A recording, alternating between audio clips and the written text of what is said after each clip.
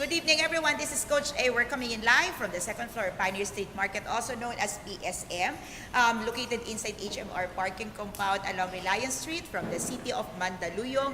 This is Kapehan Night. You're joining me for Coaching Tuesday. Kapehan Night is brought to you by Decaf Coffee Republic, and we are here every day from Sunday to Saturday, and we're offering community nights every day of our lives. And Tuesday and Thursday is my slot, okay, to do coaching talks. And tonight, you're joining me for Kapehan Night, and my topic for tonight is breaking free from busyness. So this is for people who are busy. So if you are busy, if there is so much in your plate, if you believe there is so much in your hands, if you believe you are overwhelmed, if you believe that nothing else can fit into your schedule, if you believe that everything in your life today is running, everything in your life is a rush, everything in your life is grasping for breath, and it seems that you have no time, especially for yourself, then you must be one of those people who would say, I'm busy, I cannot go out, I'm busy, I cannot have a date, I'm busy, I cannot watch a movie, I'm busy, I cannot have a moment with you, I'm busy, I cannot have a coffee, I'm busy, I cannot have some time to enjoy, I'm busy, I cannot even have some recreation. If that's who you are, or if that is not who you are, but you know some people, I would really appreciate if you can share this to your timeline or to your Facebook groups or Facebook pages that you are part of. I'm sure this will be a blessing for those people who wants to break free from busyness, who are busy on the floor right now. Sino ang busy? I have people on the floor tonight. Certified life coaches, magandang gabi. We have also other guests, okay, joining in for na. This is not a can sound. Yung naririnig po ninyo ay live sound, okay, for purposes of privacy and also for you to be encouraged to join us every Tuesday and Thursday. We don't show and we don't time the camera for you to see them. But indeed, this is a beautiful group and a community that you can join every Tuesday and Thursday. All right, so this is for busy people or for people who wants to, okay, have a moment with busy people. O, sabi, baka po kayo hindi busy, pero yung sposo ninyo, yung kapatid ninyo, yung parents ninyo, o yung mga taong mahal nyo sa buhay ay sobrang busy at hindi po ninyo makausap, then this talk is for you.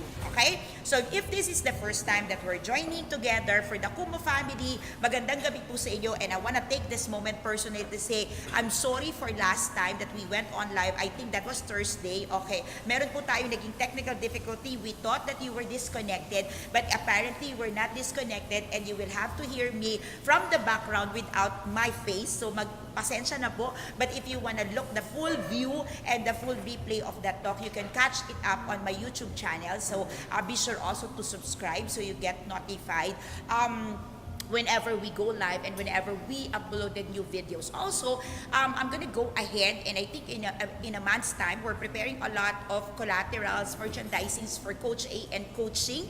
Okay, so maybe in a month's time, we will start to drop a raffle and to give away items both for our on-floor guests and also for our live viewers. Okay, so just to prepare, okay, my plan is about in a month's time, we're just having all the merchandisings and collaterals and items for giveaway to be prepared. But what I wanted to do is every Tuesday and every Thursday, when you join me online or when you join me on floor, I want to honor you with some gifts and some tokens and some giveaways, so you will get to remember that once a week or twice a week, you get to see me and you get to learn from Coach A. Okay ba yun? Alright, so give me a month to get it all set up. Okay, we're missing on floor Coach K Sabala. I believe she's still in the airport going back to Tacloban. Coach K, if you're watching, I'm not sure if Coach Clark is already on the plane or he's on his CDO na ba? Okay, so Coach Clark and Coach K, Coach Celia and Haley, we're missing you also on floor tonight. Alright, so this is the first time, if this is the first time that we're meeting together, I'm Coach A, I'm a certified life coach, and there are two things that I do, okay? I coach people back to life, okay, by empowering people to be mentally fit so you can stay alive and live beautifully. Another thing that I do is I do life coach certification program, and we just finished and concluded batch 12. Congratulations! We have Mommy Bell here right now from batch 12. Okay, and coming up next is our batch 13 on November 3 and 10. So meron pa kami mga iniimbitahang tao to join us for November 3 and 10. That's our batch 13. And that will be our last batch in Manila. Okay, not for the year.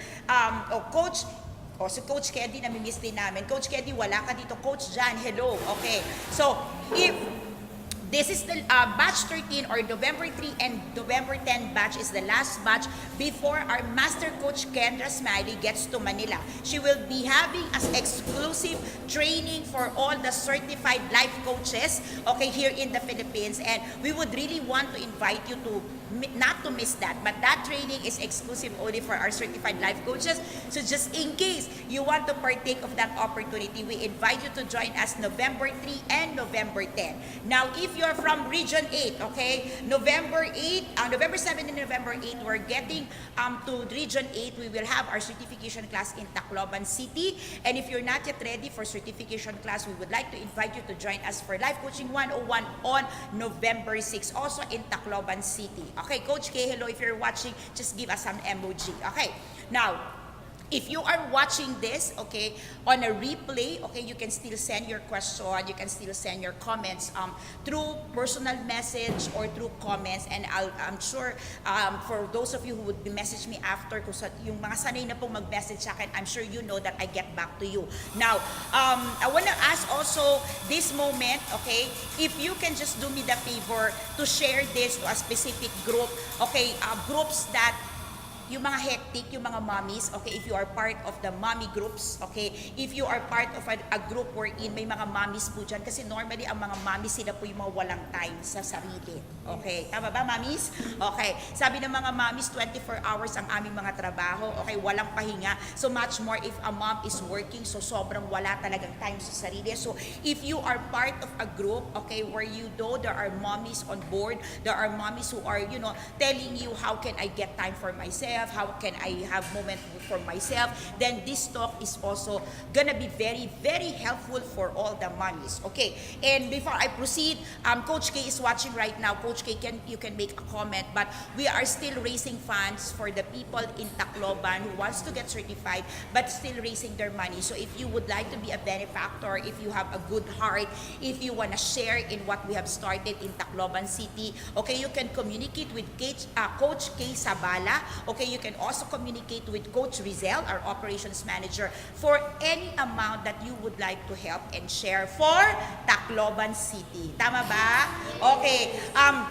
Also, if you are a guest from on floor, okay, and if just one of these days you will be coming to the coffee shop and you really want to share in what we're doing for Tacloban, you can leave a message. You can, Coach ER, you're also helping Coach K, tama, to raise a fund. So Coach ER is here in Manila right now with me. So if you can give the pledge, if you can do bank deposits, whatever you can help for Tacloban, this is really an opportunity. We're raising change agents. We're helping the region really on the road to recovery. And November 7, November 8, November 8 is actually the 5th year of Yolanda, and it's gonna be very, very significant moment for many people in Tacloban to have a breakthrough that this year they will not be mourning, they will not be grieving, but they will start celebrating new life, new opportunity, and an opportunity for transformation. So if you have a good heart, sabi nga po ni Coach K, any amount will do. It's not amount, but it's really the posture and the gesture of our hearts to communicate, to connect, and to be a channel of blessing. I'm sure alam na po natin lahat to, sowing and reaping. When we sow, we reap, okay? And this is one opportunity that we are extending to you to be a channel of blessing for Region 8. So Coach K Sabala is online. You can message her.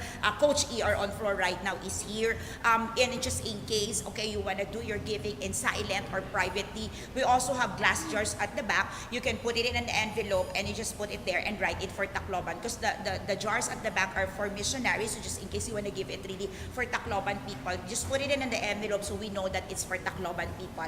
All right, let me proceed. Okay, I'm not sure how you look at time. Yesterday we had a time management workshop. Sino yung mga umaten ng time management workshop? Pwedeng pumalakpak. Okay.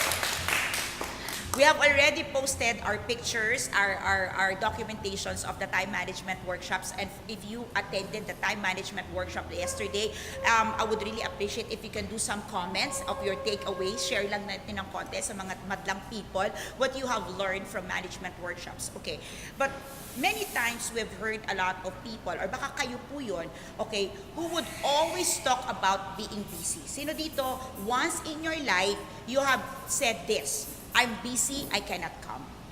I'm busy, I cannot make it. I'm busy, I cannot accommodate it. I'm busy, okay, I cannot join the group. I'm busy, okay, I cannot sit down. Or I'm busy, I have to go. Okay? Sino doon? Sige, emoji na lang. Okay? If you're... Talagang siya lang. Talagang... Oo, may mga guilty as charged na po sa floor namin. Okay, so if you can connect with us, or if you can connect with me, okay, please give me some emoji. Okay, another thing is, before I started the talk, I asked my on-floor guests if they can share with me or they can write it and talk about or take note of the 3 things that keeps them busy, make them busy, or make them think that they are busy. Minsan po kasi, hindi naman talaga tayo busy, iniisip lang natin busy tayo. Connect? Sabi nga po ni Coach, blank state of mind.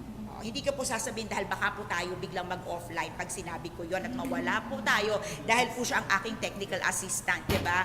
Okay, so, si Coach. Ang ganda picture ni Coach Lau. Okay? For some people, busyness is an excuse. Some people, busyness is a reality. For some people, busyness is just an illusion. For some people, busyness is their safety net. Kasi feeling nila, pag sinabi nilang, I'm busy, everything shut down. Okay? But for some people, or for some productive people, you know that busyness is just an illusion. Because if you are indeed busy, okay, pakinggan niyo po to, if you are indeed busy, how come you can still think of things that you want to do? Let me pause it and repeat it again.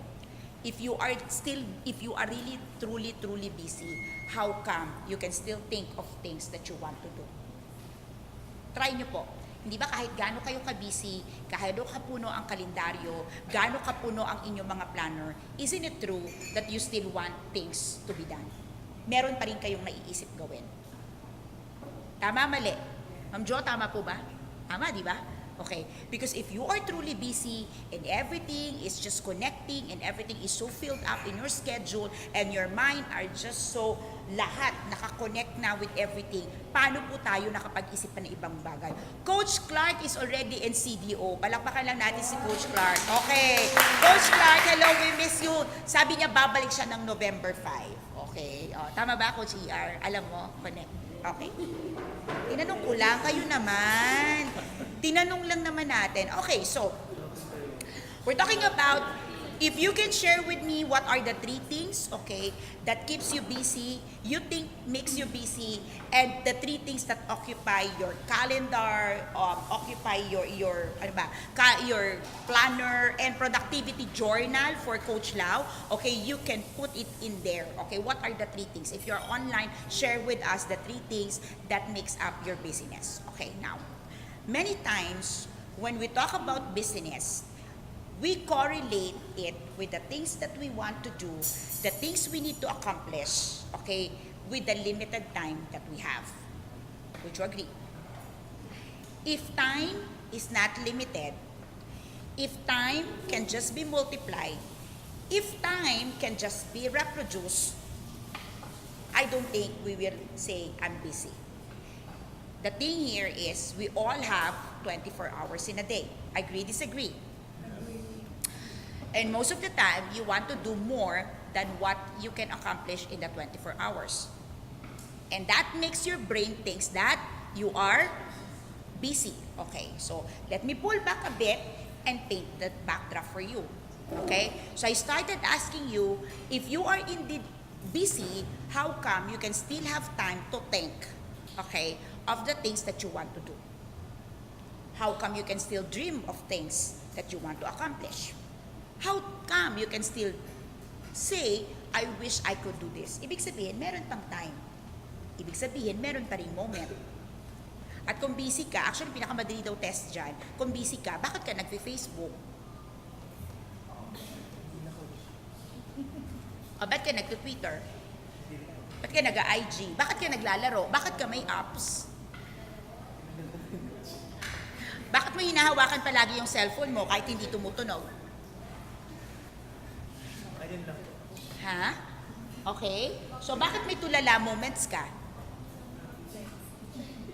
Okay, sino dito ang may habit, may routine, at may kakayanang tumunganga at tumulala?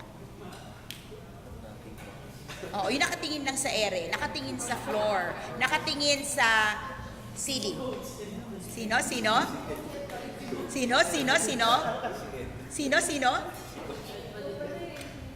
Okay.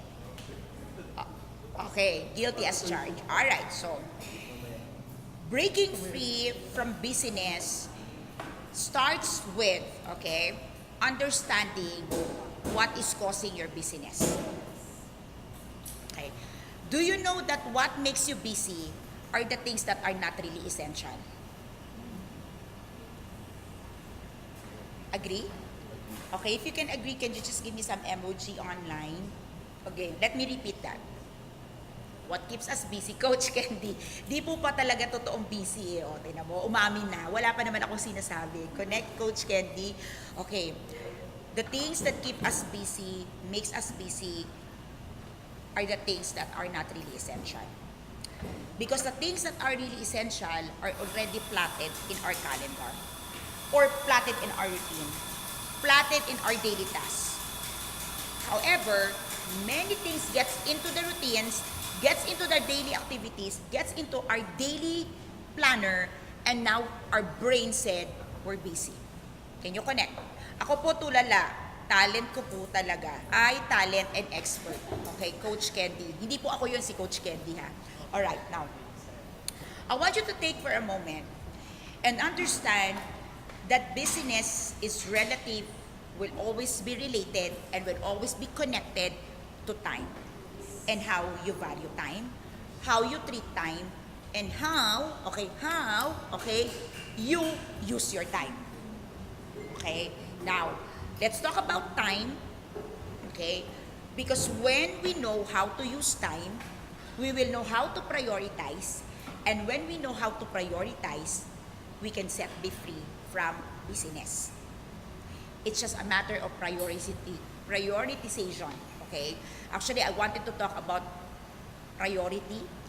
I wanted to discuss how you can prioritize things, but I realized that even if I teach you how to prioritize, if I don't break through your concept and knowledge that busyness is just a myth, then babalik pa rin kayo. Kasi ipaprioritize mo yan at ang gagawin mo, magpapasok ka pa rin ng mga bagay na gusto mong ipasok, and again, magiging busy ka. Tama, mali? Correct? Okay, now, I'll paint the picture on the backdrop, and here's what it happens. Okay, so, for us to break free from busyness, we have to learn how to prioritize. When we prioritize, we learn how to value our time. Balik ta rin natin, Coach Len, all the way from Albay. Oo, bumiyahe kagabi si Coach Len. Okay. So, balik na rin po natin yan. If, okay, we want to break free from busyness, we have to learn how to prioritize. And when we learn how to prioritize, we'll learn how to value our time. Okay, now here's the thing. Two things. Coach Ed, what is time to you? Hi, Chris.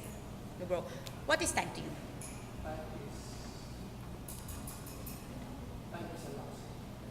Time is a luxury.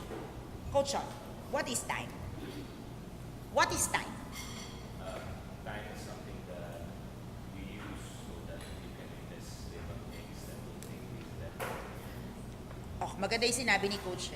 Sabi niya luxury, sabi ni Coach Sean, time is something you can use, right?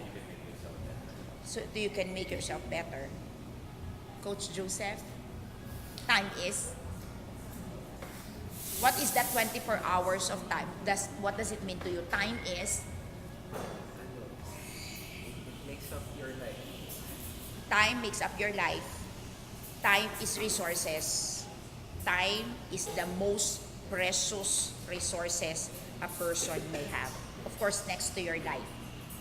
Your life is always connected to time. Tama? We all have limited life, and so we all have limited time. Alright, now, time is the most expensive and the most precious possession that you have today.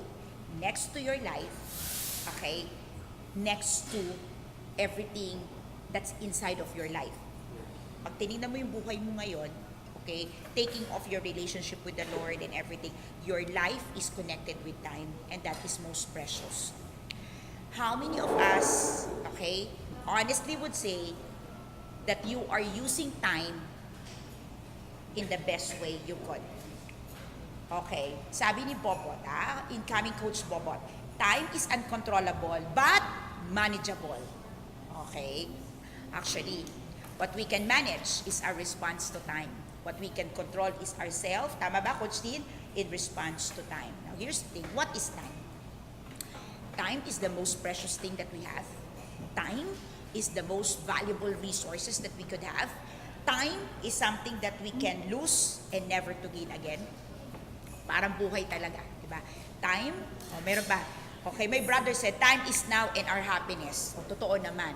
Time is present. Kaya sabi nila, time is the precious gift that you have. Okay.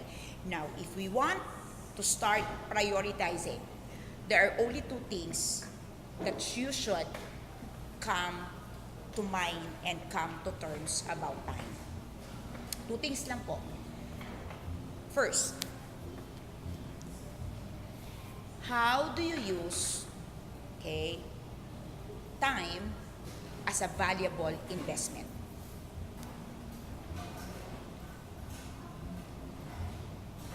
Okay, time is a valuable investment. How do you use time as a valuable investment? Where do you put your time is always an investment. And when you talk about investment, investment is something, okay, that you reap the result and the output not today but in the future, right? Everything that you do today have an impact in your future and not necessarily today. When you see time as a valuable resources and you get to understand that every use of time is a use of investment, then you will have to stop and see, how do you use the investment? I want to challenge you. All the three things that you have put in your notes right now, is that the best use of investment? If you have $1 million today, if you have diamonds today, would you trade that three things for that? Think about it. Time is even precious than diamond. Time is even precious than rubies. Time is even precious than any of your treasure. So you are trading your time as a valuable investment for the top three things. Is it worth it? Tingnan nyo nga po yung listahan. Is it worth it? Do you have the top three items that it's worth the best investment of time? At blanco po ang mga tingin nyo sa akin. Okay, right? Many times, we talk about business simply because we don't know how we are making use of that valuable thing. The question is, how are you making investment every day of your life? Are you making the investment on the right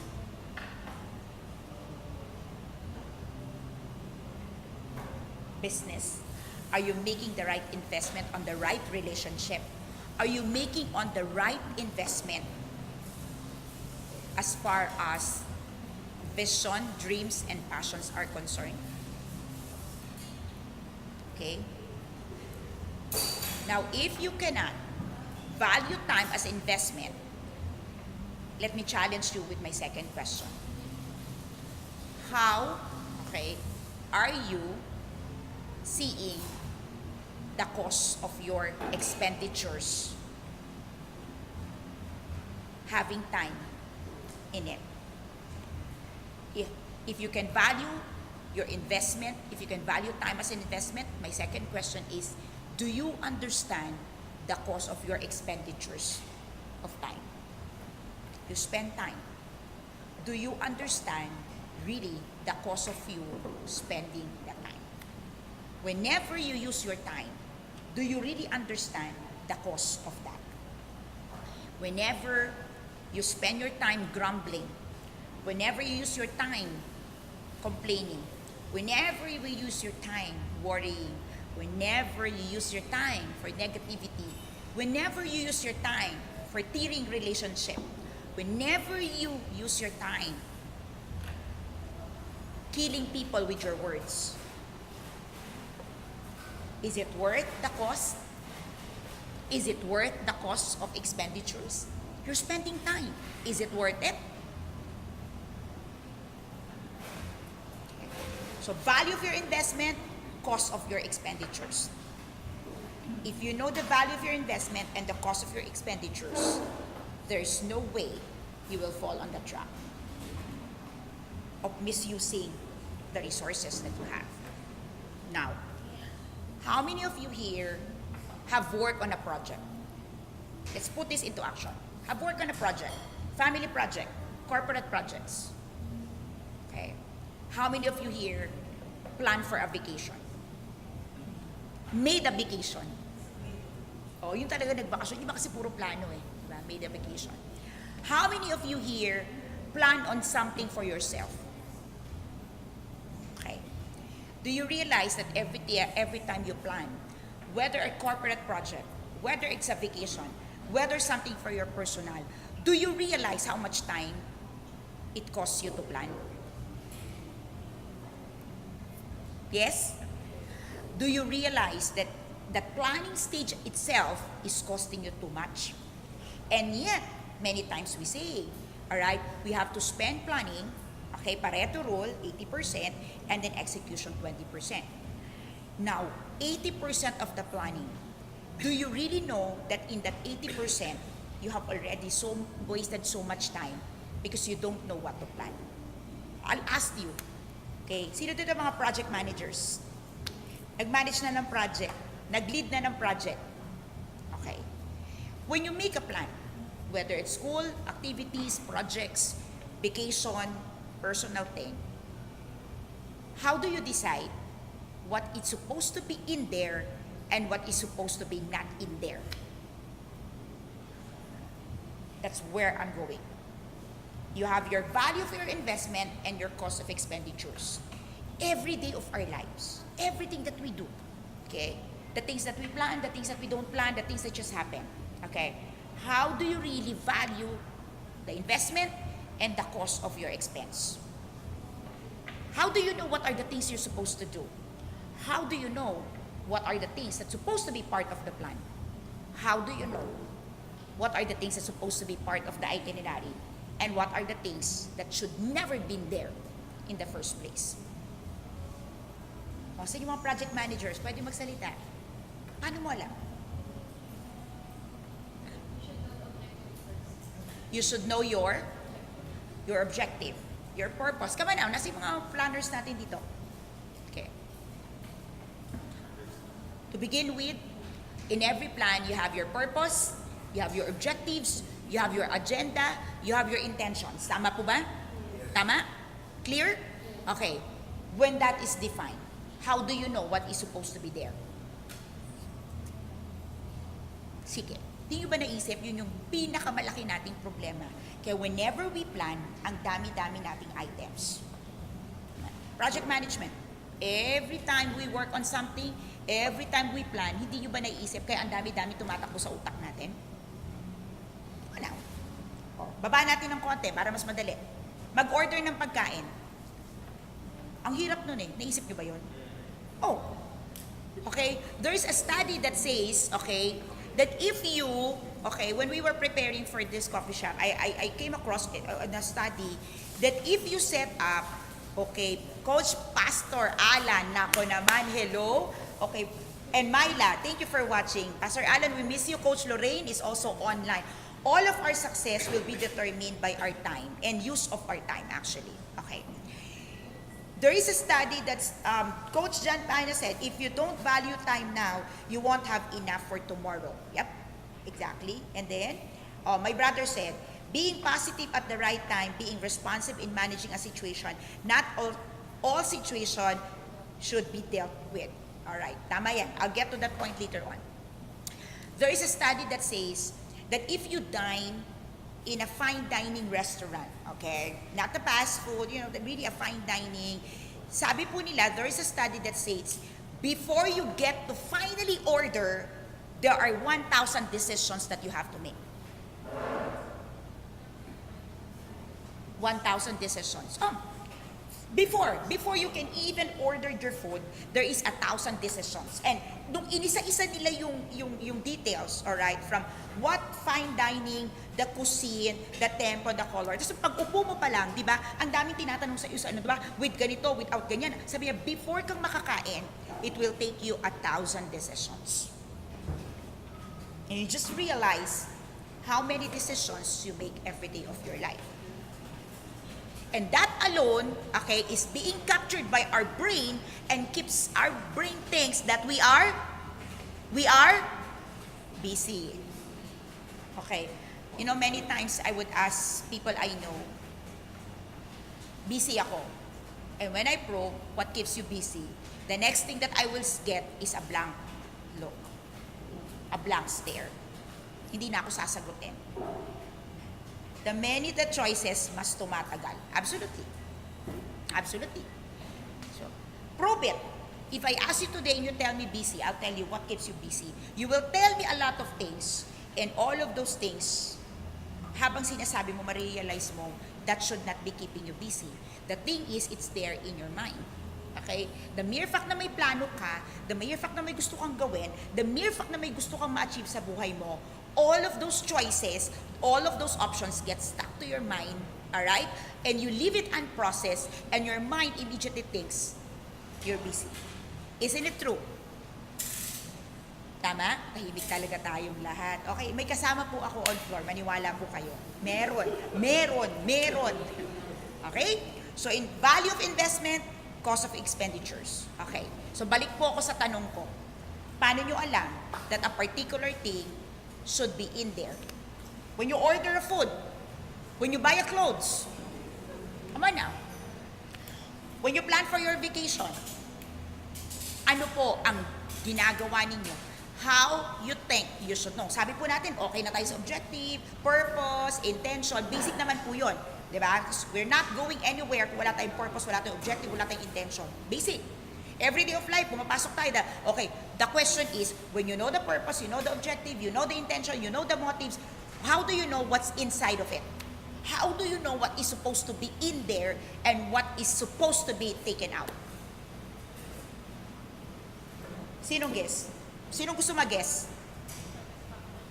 Satisfaction level? Ano pa? Go ahead. Considering other people? Lalong gumulubuhay ata pag kinonsider natin ng maraming tao, coach. What are the three? Come on. Come on now. What do you do? Ha? So pagkakain ako, isipin ko muna, sino ba kayo? Gusto nyo ba kumain? Ganon. Wait lang. Kakain pa kayo. Ano ba kakainin mo? Wait lang, ganon. So pag iinom ako ng kape, wait lang coach, gusto mo bang uminom ng kape? Ganon.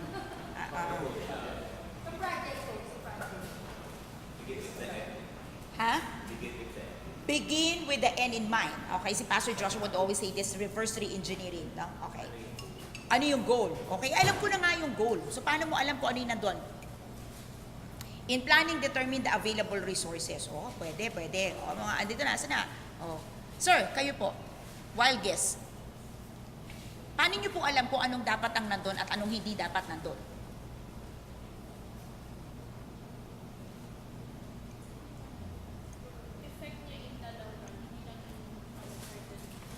Okay. Effect in the long run. Sino ba? Simple lang po ang sagot, maniniwala kayo. Very simple. Baba po natin ng konti. Okay. How do you know? Yeah. That's basically the reason why ang dami-dami tumatakbo sa brain natin whenever we make a decision. So, nagpapanik talaga tayo at hindi natin alam kung anong gagawin natin simply because you don't practice these three things. Tatlo lang po ito. Okay? So, balik po natin ang backdrop po natin is value of investment and cost of expenditures. Tatlong bagay lang. Okay. Attorney, pagtatanggapin mong isang kaso, okay, paano mo alam na dapat yun? Paano mo ini-evaluate? Sabi niya, bahala na. Sabi ko na nga ba eh. O, di ba? Di ba? Okay. When si Ma'am Jo, nagpa-planning sila, nag-ayos sila for accreditation, paano niyo po alam kung anong dapat ang nasa loob? Di ba? Planning for a wedding. O, di ba? Planning for a birthday party. Paano mo ba alam kung anong dapat ang nasa plano, ano yung wala sa plano? Research. O, pag na-research mo, paano mo pa rin pinapasok kung ano nandun? Sakit sa ulo, di ba? Simple lang to. No, very simple, tatlo lang. Yeah. Everything across the board. If you want to know, and if you want to ensure that you value your investment, and you know the cost of your expenditures, in every situation, in every decision, in every plan that you will take, three things you have to come into mind. The should, the must, and the nice to have. Ito lang. The should, the must, and nice to have. Everything. Kakain ka, magpaplano ka for vacation, gagawa ka ng project, kahit ano. Ang una mong tatanungin, is this thing, what are the things that should be there? Your non-negotiables. Kasama din po yan pag magpaplano ka ng relasyon. O ang relasyon, pinaplano din po yan. It takes investment of time. Okay? Technically, I'm sharing with you everything, okay? These three things can be used whenever you use time. Either you invest it and you want to value your costs of expenditures. Okay. Is that thing that you wanted to do should be there? Should it be there? Is it non-negotiable? Should it be there? Like for example, pag pupunta kayo ng trip, pag magbabakasyon kayo, di ba may mga lugar, Coach Sean, tama, na should be there. Okay? Na non-negotiable. Pupunta ako doon because I have to go there. Right? Kahit umuulan yan, pupunta ako doon. Okay? If you go to Hong Kong and ang plano mo talaga is dalhin yung mga bata sa theme park, kahit anong mangyari, pupunta ako sa Disney. Correct? So, ganoon din yun. When you plan for a wedding, what is your should have? Siyempre, may pare, may groom, may bride, di ba? Pag wala yun, hindi pwede. Groom, bride, tama? Groom, bride. Tama, may lechon daw. Oo, nice to have ata ang lechon. Are you getting the point? For those of you who are planning for wedding, for those of you who are planning to settle down, normally yung sinasabi po ng mga tao, hindi makapag-settle down kasi walang pera. So lagi ko tinatanong, ano ba yung should have ng wedding? The groom, the bride, and the officiating person. Tama? Tatlo lang naman eh. Sandali, magla-life coaching muna kami. Hello, Karen, we miss you here. Oo, may pag-uusap lang kami sa wedding. Ginamit ko lang namang example yon. Pero di ba, many people would say, ang busy, hindi pa kami makapagpakasal. Ay, ano po bang kailangan sa wedding? Yung groom, yung bride, yung officiating. Di ba pag meron ka nun, wala namang pera dun eh. Papeles, coach. Papeles? Ipiprint mo lang yun. Sinubar lang yun. Ang dali lang yun. Come on now. Are you getting the point? Pupunta ka sa restaurant, kakain ka. Tanungin mo muna sarili mo, ano ba yung should have? Una, mabubusog ka kasi gutom ka. Tama? Should have, kailangan yung pagkain ino-offer nila, kaya mo kainin. Eh kasi kung yung restaurant ino-offer niya puro exotic food, di ka naman pala kumakain ng exotic food, eh di hindi ka makakakain, hindi ka mabubusog, correct? Come on now. Some people should have nila may aircon. So hindi sila kakain kapag walang aircon. Okay?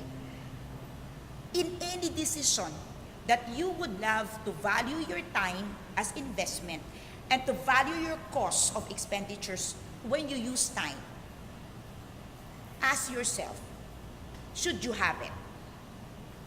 Is it a should? Is it a non-negotiable? Ba? Oh, ito na lang, tingnan nyo. Hygiene. Hygiene. Every day, may hygiene tayo. Ano mga should have mo? Nag-toothbrush ka, naligo ka. Correct? Nagsuklay ka ng buhok. Should have yon. For some, nice to have. Manicure, pedicure, nice to have. You're getting the point? Anything na gagawin mo, na gagamitan mo ng time, the first question is, should it be there? What is the shoulds? Should are non-negotiable. Preference and your definition of yourself at the moment. Sabi niya. Okay, what is your should? Okay. For some people, their should is self-preservation. Some people, tama? Some people, their should would be their integrity. For some people, their should is their name, their title, their accolades. You're getting the point? It's the should. In every decision that you will use time, ask first, what is the should? Now, what is the must? The must are non-negotiable, but good to be there and must be there if only time will permit it, resources will permit it, meaning to say, this is now conditional. Kita nyo yung difference ng must and should? Yung should, kahit anong mangyari nandun. Getting the point?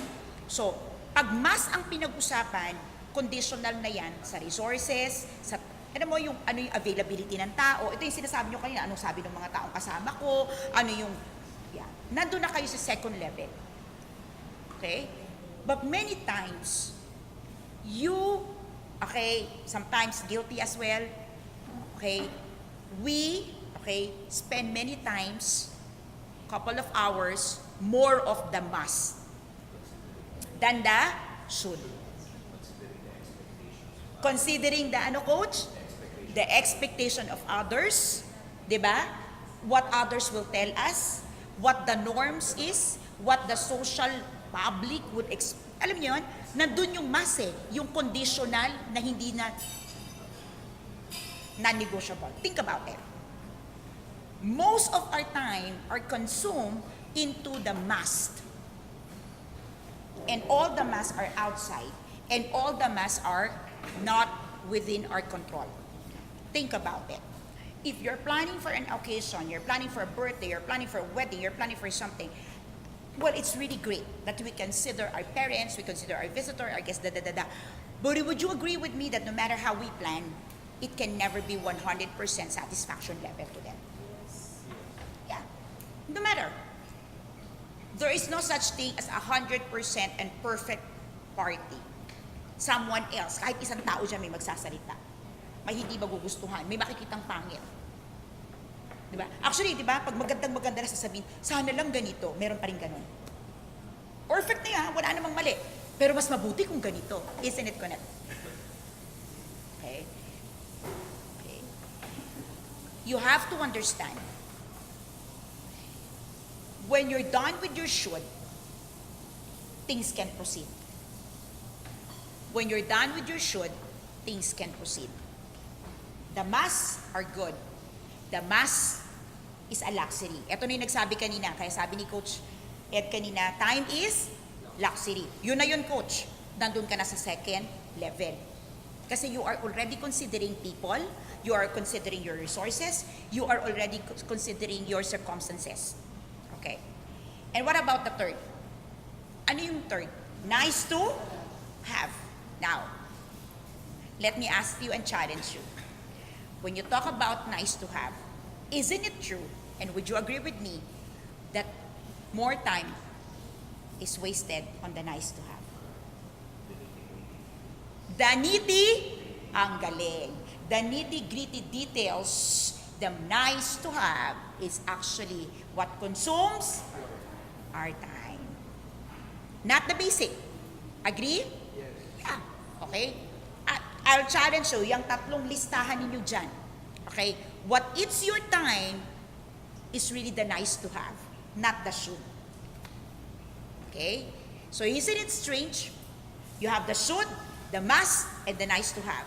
But when you look at your investment of time and your cost of expenditure, most of the time is being squandered and lost and wasted where? On the nice to have. And the least that takes your place is the should. Now, would you wonder why we are busy? Now, would you wonder why it seems to be prioritizing is difficult? Priority comes when we understand our should. Priority comes when we understand each of the project, what are the should, the must, and the nice have. The thing is, we don't know what. Prioritizing can only be possible if we understand that in everything that we do, there is the should, the must, and the nice to have. Prioritizing can only come successfully if we know that the should, okay, should occupy the most number of time. Tingnan nyo ha, if we set the rule that the should occupy our time the most, mababawasan din po yung time that we waste on the must and on the nice to have. Diba? Think about it when you plan. Mabilis lang pong pag-isipan yung should, isn't it? Diba? Coach, ano nagplano kang bumiyahe? Anong inisip mo? Ano yung should? Dapat may tamang isang Okay? negotiable yun. Dapat kumain ka dun sa pagkain. See. Should yun. Tapos the rest is just Diba?